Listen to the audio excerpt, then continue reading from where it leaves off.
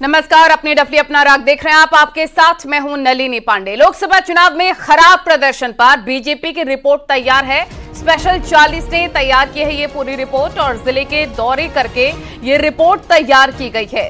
BJP ने इसको लेकर स्पेशल टीम भी बनाई है। तो ये बड़ी और अहम जानकारी। संकेत हमारे सहयोगी तमाम जानकारी के साथ फोन लाइन पर जुड़ गए। संकेत, अब बीजेपी आने वाले वक्त के लिए जहां रोड मैप तैयार कर रखी है, वहीं जहां खराब प्रदर्शन रहा है, इसको लेकर भी अब रिपोर्ट तैयार हो चुकी है। क्या जानकारी?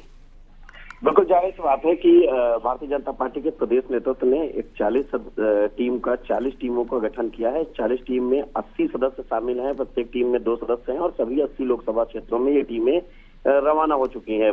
15 जून को ये टीमें रवाना हुई हैं और 20 जून को इन्हें रिपोर्ट सौंपनी है प्रदेश नेतृत्व को कि आखिर क्या वजह है। द्विस्तरीय समीक्षा की जा रही है। पहली समीक्षा यह है कि आखिर लोकसभा की जो सीटें आ रही है ये किन वजहों से आ रही हैं, वो 10 बिंदुओं पर पड़ताल करनी है। इसके अलावा कम वोट प्रतिशत जो भारतीय जनता पार्टी का हुआ है, लगभग 8%, पिछली बार की अपेक्षा 8% वोट कम हुआ है। आखिर वो क्यों कम हुआ है? कौन जातिगत वोट है जो भारतीय जनता पार्टी से छिटक गए हैं, इसकी पूरी रिपोर्ट विस्तृत तैयार हो रही है।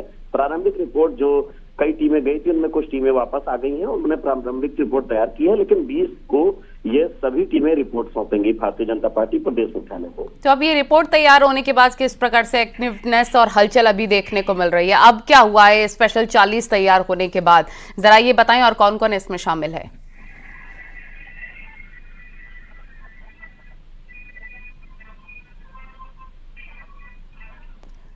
चलिए संकेत, बहुत शुक्रिया आपका तमाम जानकारी साझा करने के लिए। जिलों के दौरे करके ये रिपोर्ट तैयार की गई है बीजेपी की तरफ से। ये स्पेशल टीम बीजेपी की तरफ से बनाई गई है। खराब प्रदर्शन पर बीजेपी की अब रिपोर्ट तैयार।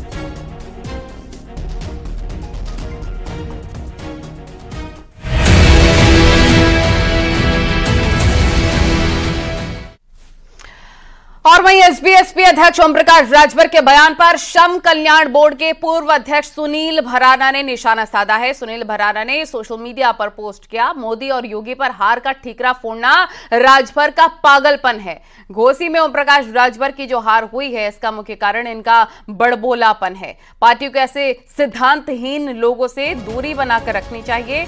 इनके बड़बोलेपन के कारण हमारा मूल कैडर का कार्यकर्ता हतोत्साहित हुआ है। बता दें कि ओपी राजभर ने दूसरे पार्टियों पर गठबंधन धर्म नहीं निभाने का आरोप भी लगाया था।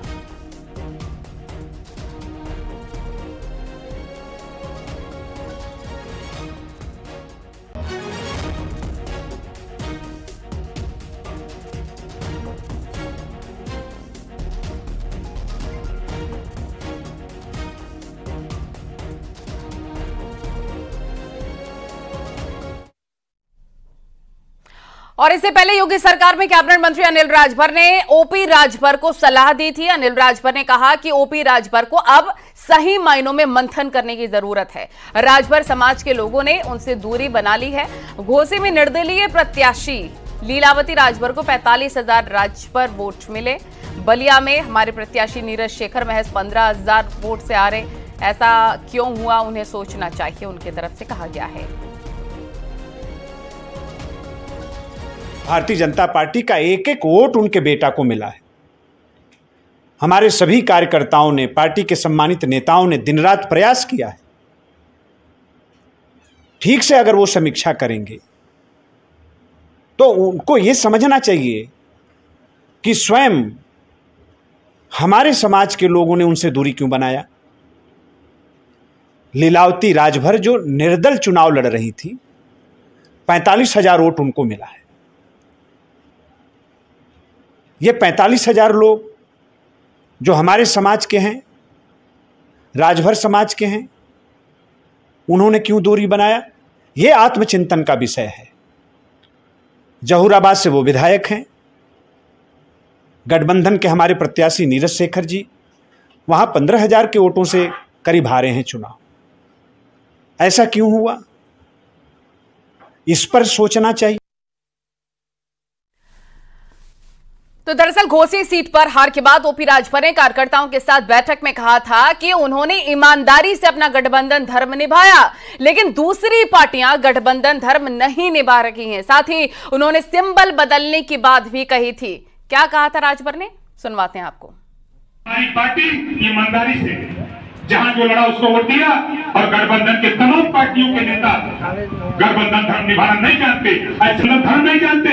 एक नेता का निर्देश हमारे हुआ, हम लोगों ने अक्षरशः उसका पालन किया और मोदी जी को नकार दिया, योगी जी को नकार दिया। ऐसे लोगों को सबक सिखाने की भी जरूरत है, ऐसे लोगों को भी सबक सिखाने की जरूरत है। कांग्रेस नेता अजय राय ने यूपी में गठबंधन के साथ विधानसभा चुनाव लड़ने की बात कही है। उन्होंने कहा कि निश्चित रूप से गठबंधन के साथ सभी सीटों पर चुनाव लड़ेंगे और जीतेंगे। सीट बंटवारे को लेकर अजय राय ने कहा कि सपा और कांग्रेस इस पर बैठकर मंथन करेंगे और फैसला लेंगे। इंडिया गठबंधन मिलकर लड़ेगा और हम लोग मिलकर लड़ेंगे और निश्चित 10 की 10 सीट जीतेंगे। क्या इसमें सीट शेयरिंग किस तरीके से? अब ये तय करेंगे हम लोग, तय आपस में बैठ के हमारे प्रभारी महोदय, हम लोग और समाजवादी पार्टी के लोग बैठ के तय करेंगे और 10 की 10 सीट जीतेंगे, ये आपको वादा कर रहा हूं मैं। और लोकसभा चुनाव के बाद यूपी में एनडीए और विपक्षी गठबंधन एक बार फिर से आमने सामने आने वाला है। ये सीटें ऐसी थीं जहां विधायकों ने चुनाव लड़ा और अब सांसद बनकर विधानसभा से इस्तीफा दे दिया है।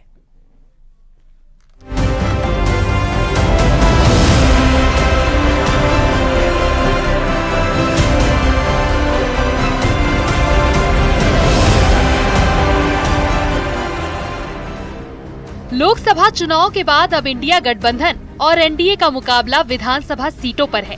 दरअसल लोकसभा चुनाव में मुख्य रूप से सत्तारूढ़ बीजेपी और मुख्य विपक्षी समाजवादी पार्टी के 9 विधायक अलग अलग लोकसभा क्षेत्रों से विजयी हुए।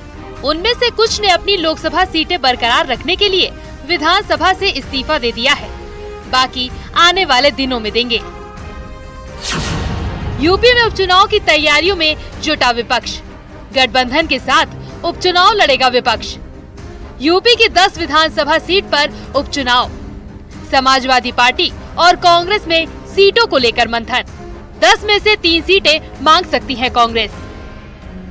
ये गठबंधन पूरी मजबूती से जारी है, आगे भी रहेगा।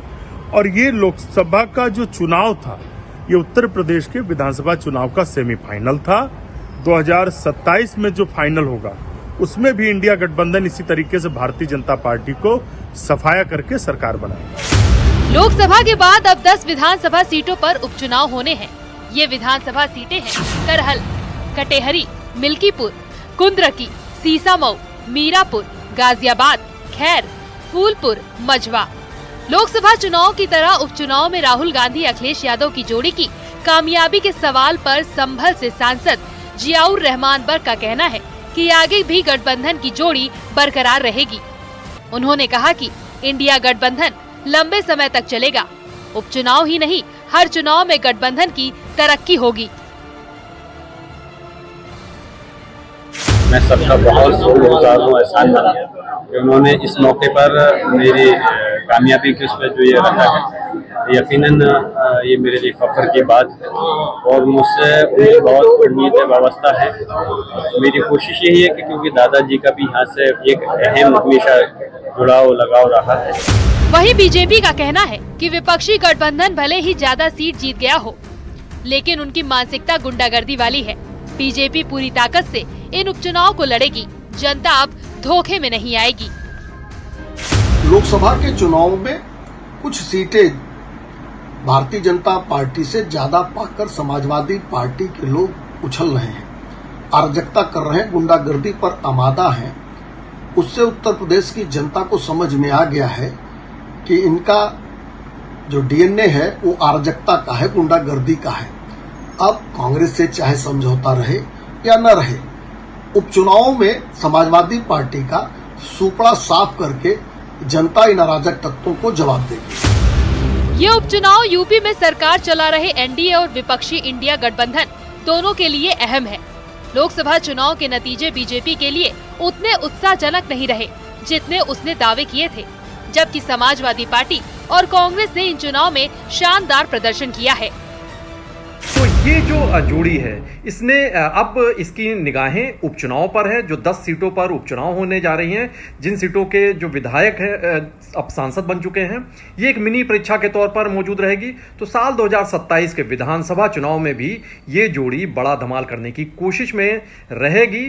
फिलहाल इंडिया गठबंधन के लिए ये भले ही उत्साहित करने वाली बात हो, लेकिन इनके मुद्दों और नैरेटिव की काट फिलहाल बीजेपी के पास दिखाई नहीं दे रही है। यूपी में अगले कुछ महीनों के भीतर 10 विधानसभा सीटों के लिए उपचुनाव होने हैं। इसमें से 9 विधानसभा सीटें ऐसी हैं जो बीजेपी और समाजवादी पार्टी के विधायकों के सांसद बनने की वजह से खाली हुई है। एक विधानसभा सीट सीसामऊ इस वजह से खाली हुई है क्योंकि इस सीट से एसपी विधायक इरफान सोलंकी को आगजनी के मामले में 7 साल की सजा सुनाई गई है। अब उनकी विधानसभा की सदस्यता जाने वाली है। Bureau report, news 18।